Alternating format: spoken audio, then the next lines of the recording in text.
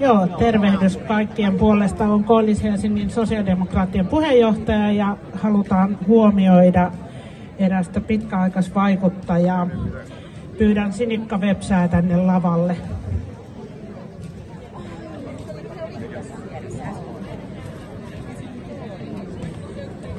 No niin, pidin tämmöisen pienen puheen tässä, kirjoitin. Eli hyvät puistolalaiset ja koillis-helsinkiläiset. Meillä on ilo ja kunnia näin puistolapäivänä kiittää alueellemme pitkään vaikuttanutta valtuutettua Sinikka Vepsää.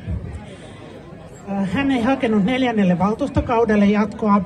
Yritimme toki, että hän hakisi kuntavaaleissa jatkokautta.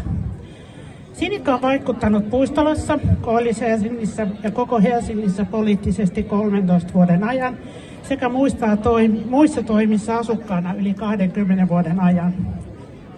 Hänen sydämen asiana on ollut puolustaa varhaiskasvatusta ja että me perheet saisimme lapsillemme läheltä varhaiskasvatuspaikan.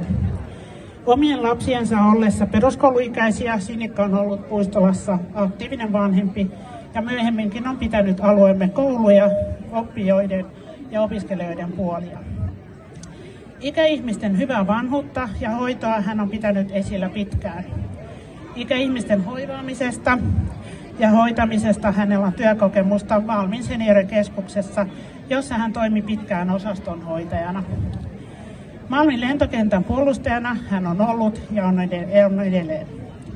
Kiitämme Sinikka Vepsää pitkäaikaisesta yhteiskunnallisesta vaikuttamisesta ja toivomme, että hän on jatkossakin asukkaana aktiivinen sekä voimme tukeutua hänen tietotaitoonsa päätöksenteossa. Koillis-Helsingin, Malmin ja Tapanilan sosiaalidemokraattina meillä on kunnia luovuttaa Sinikka Vepsälle SDP:n hopeisen merkin kunniakirjan kera. Perusteluina, että kiitokseksi ja tunnustukseksi pitkästä ja monipuolisesta järjestötyöstä. Kiitos vielä kaikille ja mä laitan tässä hopeisen kunniamerkin Sinikan takkiin.